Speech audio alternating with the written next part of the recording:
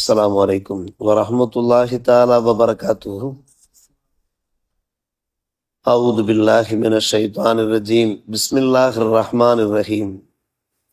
للذين أحسنوا الحسنى وزيادة ولا يرهق وجوههم قتر ولا ذلة أولئك أصحاب الجنة هم فيها خالدون.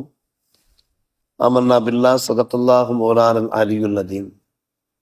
உலகத்திலே யார் நற்செயல்கள் செய்கிறார்களோ அவர்களுக்கு அல் ஹுஸ்னா என்கிற சுவனபதி இருக்கிறது.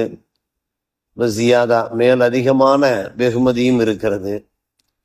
அவர்களுடைய முகங்களை கருமை மூட மாட்டாது மற்றும் கேவலமும் ஏற்படாது.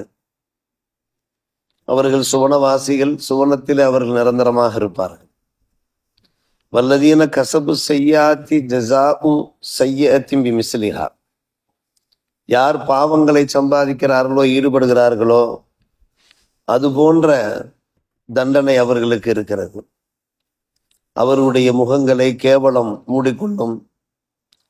அல்லாஹ்விடமிருந்து அவர்களை பாதுகாக்கக்கூடியவர் எவரும் இருக்க மாட்டார். அவருடைய முகங்கள் இருக்கின்றனவே, இரவனுடைய அந்த கடுமையான இருளால் மூடப்பட்டது போன்றிருக்கும். அவர்கள் நரகவாசிகள், நரகத்திலேயே நிரந்தரமாக இருப்பார்கள்.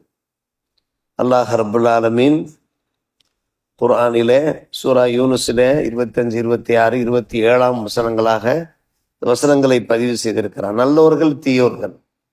நல்லோர்களுக்கு கிடைக்கின்ற வெகுமதிகள், தீயோருக்கு ஏற்படுகின்ற தண்டனைகள், அதாபுகள், இது இரண்டையும் அல்லாஹ் இங்கே எடுத்துரைக்கிறான்.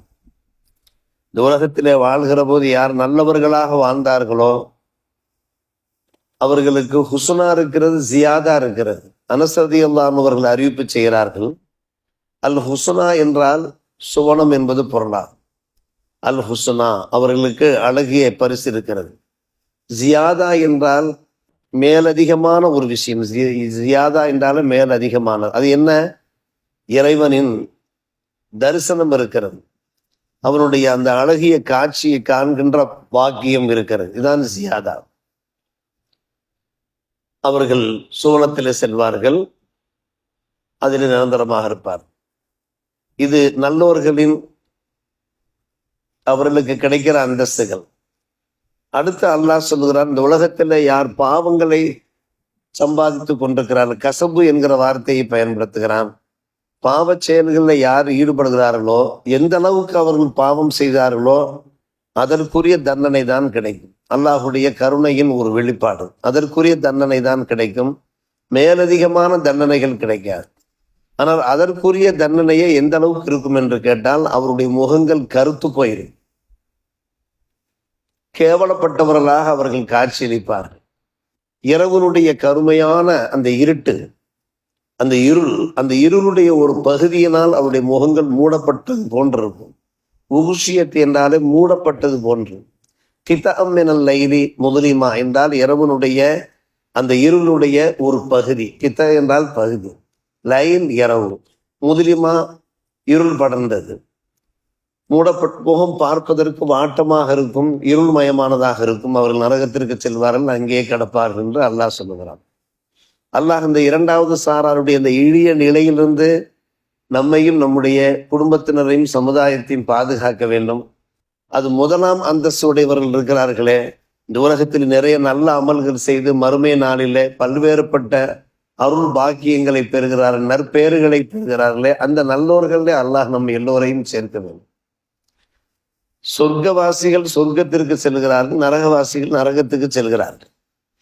சுவனவாசிகள் சொர்க்கத்திற்கு செல்கிற அந்த நிலைமையிலே அவர்களை பார்த்து ஒரு குரல் ஒலிக்கும். நீங்கள் சுவனத்திற்கு செல்கிறீர்கள், அல்லாஹ் உலகத்தில் இருக்கிற போது நீங்கள் நற்செயல்கள் செய்து கொண்டு உலகத்தில் இருக்கிற போது உங்களுக்கு ஒரு வாக்குறுதி தந்திருந்தான். அந்த வாக்குறுதியை அல்லாஹ் நிறைவேற்றப் போகிறான் என்று சொன்ன உடனே சுவனவாசிகள் எல்லோரும் குரல் வந்த திசையை நோக்கி திரும்பி பார்ப்பார்.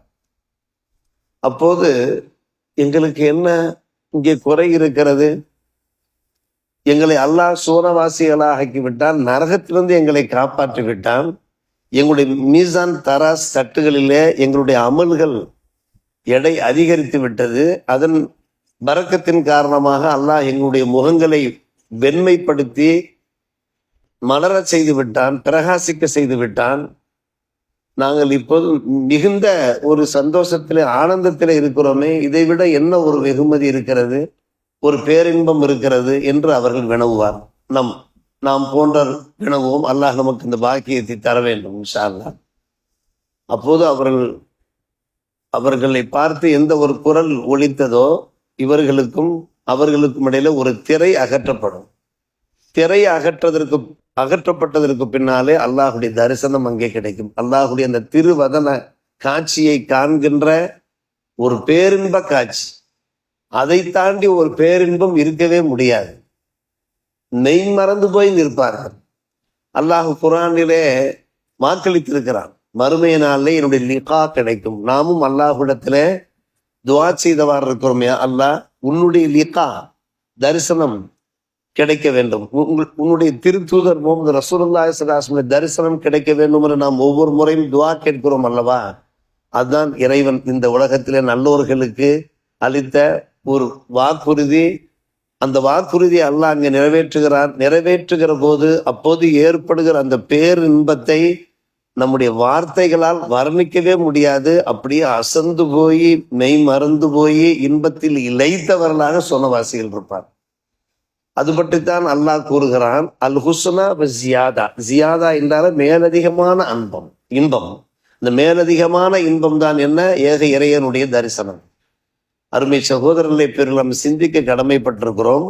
இந்த உலகத்திலே நாம் வாழ்கிற போது நல்லவர்களாக வாழ்ந்தோம் என்றால், நீதி நியாயத்தோடு பரிசுத்தமான ஒரு வாழ்க்கை வாழ்ந்தோம் என்றால் இந்த உலகத்திலே முகங்கள் பிரகாசமாக இருக்கும். அதை நாம் கண்கூடாக காணலாம். ஆனால் பாவச் செயல்களிலே குற்ற செயல்களிலே ஈடுபடக்கூடிய முகங்களை இந்த உலகத்திலே பார்த்தோம் என்றால் அது ஒரு வகையான வாட்டமாகத்தான் இருக்கும்.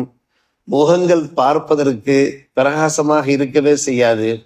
அவருடைய மனசிலே உள்ள அந்த கள்ளம் கசடு இருக்கிறதே முகங்களிலே பிரதிபலித்த பாருங்கள். நாம் பார்க்கலாம், யாரெல்லாம் குற்ற செயல்களில் ஈடுபடுகிறார்களோ அவருடைய முகங்களை நாம் பார்க்கலாம். குறிப்பாக குடிகாரர்கள், இந்த குடிகாரருடைய முகங்களை நாம் பார்த்திருக்கிறோமே, பார்த்த மாத்திரத்திலே அவர்கள் என்னதான் மேக்கப் பண்ணினாலும் கூட அது வெளியே தெரிந்துவிடும். இதனுடைய விளைவுதான் மறுமை நாளிலே தெரிகிறது. ஆனால் நல்லவர்களாக இருக்கக்கூடியவர்கள் உஜூஹி யௌமைதும் முஸ்ஃபிரா லாஹிகத்தும் முஸ்தபிஷிரா, மனசிலே கள்ளம் இருக்காது, கபடம் இருக்காது, கவலைகள் இருக்காது, வேதனைகள் இருக்காது. ஏதாவது துன்பங்கள் ஏற்பட்டாலும் உடனே அதை அல்லாஹுக்காக சகித்துக் கொள்கிறார்கள், பொறுமையை மேற்கொள்கிறார்கள் எனும்போது இந்த உலகத்திலே அவருடைய முகங்கள் பார்ப்பதற்கு பிரகாசமாக இருக்குமே. தொழுகையினுடைய ஒரு பரக்கத், உழுவுடைய ஒரு பரக்கத், இது போன்ற ஒரு திருக்காட்சி மறுமை நாளில் அல்லாஹ் நம்முடைய முகங்களை வெண்மைப்படுத்தி பார்ப்பதற்கு அழகான முறையில் வெண்மைப்படுத்தி முகத்தை அன்று பூத்த மலர் போன்று மலர செய்து விடுவான் என்று நாம் ஹதீஸ் ஷரீஃபிலே பார்க்கிறோம். இந்த வசனத்திற்கு இவ்வளவு விளக்கங்களை விரிவுரையாளர்கள் நமக்கு எடுத்துரைத்துக் கொண்டிருக்கிறார்கள். குர்ஆனிலே சூரா யூனுஸ்லே உண்டான இந்த வசனங்கள். ஆக இரண்டு சாரார், அந்த தீயோர்கள் இருக்கிறார்களே, அவர்களுடைய வழியில நாம் சென்று விடக்கூடாது எந்த ஒரு காலகட்டத்திலையும். அதனுடைய விளைவுகள் இந்த உலகத்திலையும் இன்றைக்கு தாக்காவிட்டாலும் நாளை மறுநாள் தாக்கும். அதனுடைய தாக்கத்தை நாம் அனுபவித்து விட்டுத்தான் செல்ல வேண்டியிருக்கும். அல்லாஹ் பாதுகாப்பானாக. அதே சமயத்திலே நாம் நற்செயல்களில் ஈடுபட்டு நல்ல பெயரோடு, அதாவது அல்லாஹ் சொல்லுகிறான், நீங்கள் தீய செயல்களில் ஈடுபட்டிருந்தால் உங்களை கேவலம் தாக்கு தில்லத்து என்கிறான். நல்ல செயல்கள் செய்கிற போது அந்த தில்லத்து ஏற்படாது, கேவலம் ஏற்படாது, இழிவு ஏற்படாது. எனவே இந்த உலகத்திலேயும் நல்லவர்கள் இழிவுக்கு ஆளாக மாட்டார்கள். மறுமையிலேயும் அவருடைய முகங்களிலே கருமை மூடாது மற்றும் கேவலம் ஏற்படாது என்று அல்லாஹ் சொல்கிறானே. இந்த நல்லோர்கள் கூட்டத்தில் நம்ம எல்லோரையும் அல்லாஹ் சேர்த்துக் கொள்வானாக. வாஹிர் தாவானா அல்ஹம்துலில்லாஹி ரப்பில் ஆலமீன்.